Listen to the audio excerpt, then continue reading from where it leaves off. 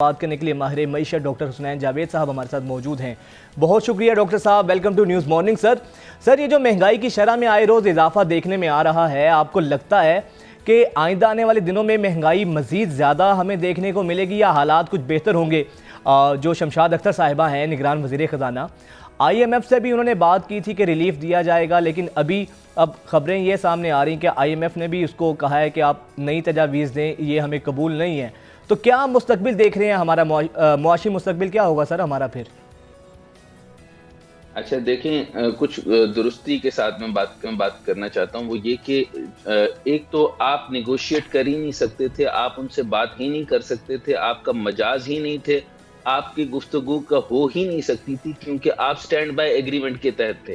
Stand by agreement जो है वो पाकिस्तान ऐसा मुल्क जब जबरदस्ती IMF से पैसे लेता है उसे स्टैंड बाय एग्रीमेंट कहते हैं।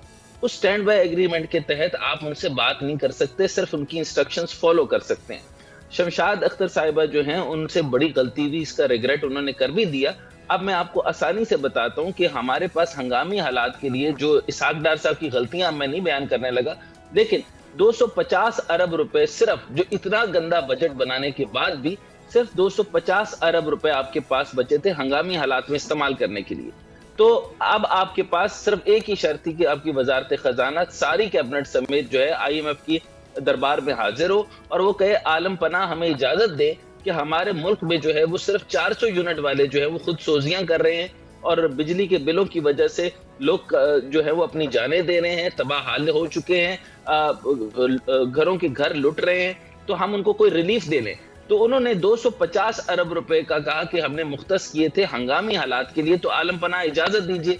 IMF ने कल उसको रद्द कर दिया। वजह इसकी ये थी क्योंकि इसकी IMF के साथ गलत बयानी आपकी वजारत खजाना की, यानी उन्होंने कहा कि अगर हम इनको रिलीफ देते हैं तो 6.5 अरब रुपए का फर्क पड़ेगा। हालांकि ये IMF ने कैलकुलेट करके बताया कि 15 अरब रुपए का फर्क है। अब आप ये देखिए कि मुझे बताएं कि ये गलत बात है और गलत बयानी है।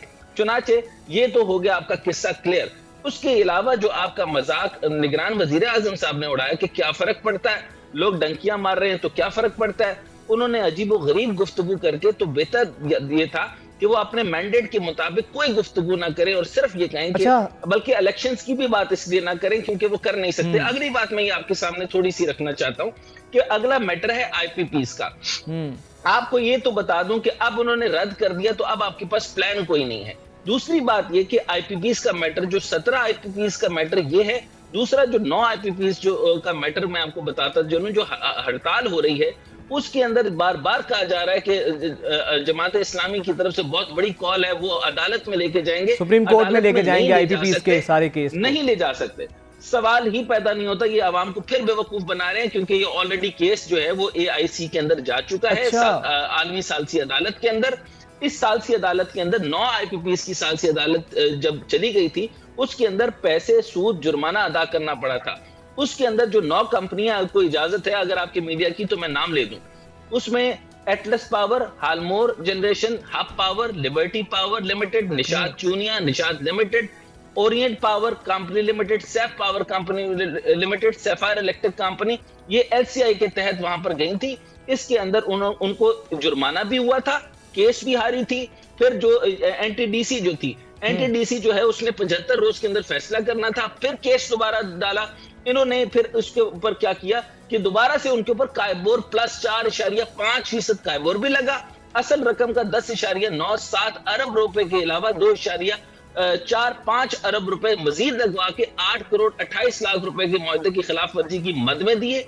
1 करोड़ 5 लाख और 55 लाख USD की जो लागत उनकी आई थी, जो इन्होंने केस वापस लिया। यानी मैंने आपको पूरा का पूरी गर्दान सुना दी है कि बुरी तरीके से ये ट्रिब्यूनल फारिग हुआ था। उन्होंने फैसला ये किया था इंटरनेशनल अदालतों ने कि आपकी गवर्नमेंट ऑफ पाकिस्तान ने जो नाकाम किस्म के डिसीजन लिए थे उसको आपको जो है IPPs को फैसला ये है कि उनको पैसे देने ही होंगे। यानी 2.64 खरब रुपए में से आपको IMF ने भी 450 अरब रुपए दिए थे, आप रीनिगोशिएट नहीं कर सके, रीस्ट्रक्चर नहीं कर सके, IPPs के साथ मुआहिदा तय नहीं हो सका। आप मुझे बताइए कि क्या नून लीग और पीपल्स पार्टी और खास तौर पे नून लीग के मियां मंशर साहब के साथ गहरे ताल्लुकात नहीं है? क्या पंजाब पुलिस की सारी वर्दियां मियां मंशर साहब से नहीं बनती? और फिर क्या आईपीपीएस के ज्यादातर ताल्लुकात में इन्हीं की कंपनियां शामिल नहीं है? क्या और सारे के सारे जो लोग इन्हीं में शामिल हैं नहीं? अच्छा हसनैन तो साहब, अब आगे सर मैं ये आपको बताइएगा, वैसे अगर सर आईपीपीएस की बात की जाए, अक्सर हम ये कहते सुनते हैं सियासतदानों को भी, और के महंगे मुआहिदे जो आईपीपीएस के साथ किए गए उसकी वजह से बिजली महंगी हुई है, तो सर इसमें तो फिर मुआहिदे करने वाली हुकूमतों का कसूर है, फिर जो आईपीपीएस हैं उनका तो सर इसमें इतना कसूर नहीं है। क्या कहेंगे सर इस मामले पर आप? आईपीपीएस का कसूर इसलिए नहीं है क्योंकि वो कौमियत पर थे, ना ये कौमियत पे थे, ना ये मुल्क के साथ हुबे वतन थे, ना तो ये जिम्मेदार तो हुब्बे सर वतन फिर थे। हुक्मरान उन ही सब ज्यादा ने इसके कट हुए ना हसनैन साहब। हुक्मरान ने कट दिया। 1994 में बेनजीर साहिबा ने पावर पॉलिसी बनाई और उसके पास पावर परचेज एग्रीमेंट बनाया, जबकि मैं आपको एक अंदाजे के मुताबिक एक अजीबो गरीब बता दूं, और आपके चैनल के अंदर अगर इसको लीड बनाया जाए तो बेहतर होगा। मैं सिर्फ आपको हैरान कुन बात बताना चाहता हूँ, सिर्फ वापडा से शुरू हो जाइए। बिजली के महकमे में जो वापडा है उसके टोटल मुलाजमीन क्या है, मैं आपको आपके प्रोग्राम से लोग रट लें इस बात को, मैं सिर्फ छोटी सी बात कर रहा हूँ। आप ये देखें कि सिर्फ 400 यूनिट की बात है, 250 अरब हमें चाहिए थे, और हमारे पास जेब में एक साल के लिए अगर ये मुफ्त बिजली बंद हो जाए तो मेरे 50 अरब मेरी जेब में आ जाते हैं। ये वर्स्ट कम वर्स्ट सिनेरियो पेश कर रहा हूं। अब अंदाजा कीजिए कि तकरीबन 1,20,000 अंदाजा है कि ये वापडा के मुलाजिम, यानी कि सर अगर 400 यूनिट जो मुफ्त दिए जा रहे हैं मुलाजमीन को वही बंद कर दिए जाएं तो हमारी ये बिजली की ये जो मामला है ये बहरान खत्म हो सकता है, ये आप कहना चाह रहे हैं ना? एग्जैक्टली नहीं, अब इसकी छोटी सी कैलकुलेशन सुन लीजिए। 1,20,000 आपके टोटल मुलाजमीन है, अंदाजा ये कि 300 से 600 यूनिट तक मुफ्त बिजली इस्तेमाल है।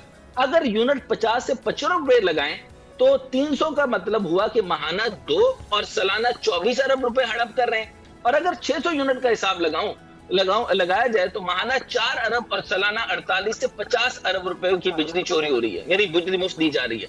जिसकी और बिजली चोरी अलग है, उसके ऊपर नहीं आ रहा, बिजली खाई जा रही है जो मुफ्त दी जा रही है, जिसकी कीमत आवाम अदा कर रही है। ये सिर्फ, और अगर इसका ऑडिट हो जाए तो आप हैरान होंगे कि मामला और खराब होगा, मामला 100 अरब तक जा सकता है। तो इसके अलावा मुझे ये बताइए कि जब वापडा ने हाइड्रो पावर मेमन डैम और दासू डैम के ऊपर काम नहीं करना था तो ये मामला क्यों बनाया था? और आईपीपीएस को जब आपने सारा मामला किया तो ये अलग है, 500 अरब की बिजली चोरी अलग, और जो लाइन लॉसेस है उनका नुकसान अलग, और आईपीपीएस के समेत जो आप कैपेसिटी पेमेंट कर रहे हैं वो अलग।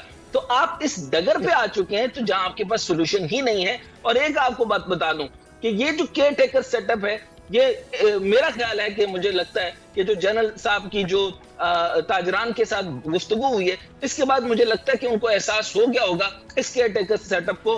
ठीक है, एहसास हो गया होगा। सर हसनैन साहब आप साथ ही रहिएगा, एक अहम खबर है अपने व्यूवर से वो भी शेयर कर लेते हैं। डॉक्टर हसनैन जावेद साहब हमारे साथ मौजूद हैं।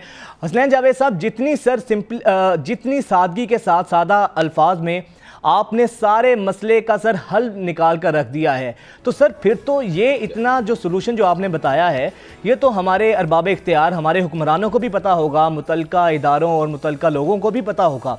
सर फिर तो कहीं ना कहीं इसमें जो सारा मसला है वो तो गवर्नेंस का है, करप्शन का है।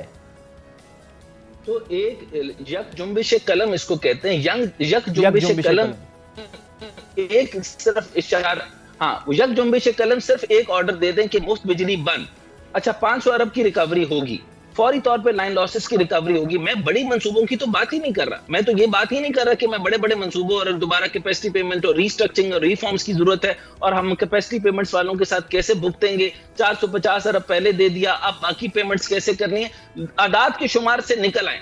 जो नुकसान होना था, डैमेज हैज बीन डन। अब अगली बात आप ये देखें कि ब्रेंट ऑयल और क्रूड ऑयल जो आपके साथ किया गया, इंटरनेशनल पूरे जो इंटरनेशनल कीमतें जो ज्यादा हुई हैं वो सिर्फ 2% बढ़ी हैं। 85.08 डॉलर के करीब जो है वो अगस्त में बढ़ती है। यकम को 87.1%, सिर्फ 2% का इजाफा हो। आपको पेट्रोल के ऊपर आपकी ट्रिपल सेंचुरी 335 रुपए, यार खुदा का खौफ खाए, इतना बड़ा गैप। इसके बाद आपकी जो है वो डीजल के ऊपर 300 समथिंग, यानी सब के अंदर ट्रिपल सेंचुरी करते हुए आपने ये कर दिया। और हुआ क्या था, 305 रुपए जब पेट्रोल किया तो एक्स रिफाइनरी की कीमत थी 228.60 रुपए, ठीक हो गया। और जब ये पेट्रोलियम डेवलपमेंट लेवी जब लगाई गई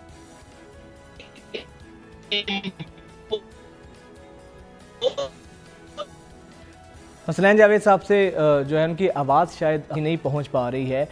बात सीधी सी है, अगर बड़ी देर से ये सियासी जमातों का मुतालिबा भी है कि ये अगर जो मुफ्त बिजली है वो देना बंद कर दी जाए तो हालात बेहतर हो सकते हैं। हसनैन जावेद साहब हमारे साथ मौजूद हैं। सर वहीं से बात को अपनी कंटिन्यू कीजिएगा। जी, मैं ये बात कर रहा था कि आपकी 350 रुपए एक्स रिफाइनरी से 228 और फिर जो पेट्रोलियम डेवलपमेंट लेवी आप पर लगाई है वो 60 रुपए लगाई है। इसकी वजह से सारे पेट्रोल की कीमत बढ़ गई। अब अंदाजा कीजिए कि इसने ट्रांसलेट होना है। सबसे बड़ा मसला जो आर्मी चीफ ने जो है वो ताजरान के साथ भी उठाया कि इतना बड़ा गैप है आपकी इंटरबैंक मार्केट में और ओपन मार्केट में। इस गैप को फौरी तौर पे कंट्रोल करना है, लेकिन वर्ल्ड बैंक से लेके इंटरनेशनल रिपोर्ट्स हैं और पाकिस्तान के स्टेट बैंक ने भी कह दिया इस गैप को हम कंट्रोल नहीं कर सकते क्योंकि ये ऑर्गेनिक नहीं था, ये आपका जो है वो आर्टिफिशियली बनाया गया था। इस आर्टिफिशियल गैप के जिम्मेदार इसादार साहब हैं। और अब इस इंक्वायरी में जाने के बगैर मैं सिर्फ ये अर्ज करना चाहता हूं कि जो स्मगलिंग है, जो पैसा लोगों ने डॉलर के तहत नीचे किया हुआ है, तो एक टास्क फोर्स बना ले कि फौरी तौर पे जो है वो खुफिया इदारे जो है वो खुफिया लोगों को भी तो पकड़ते हैं ना।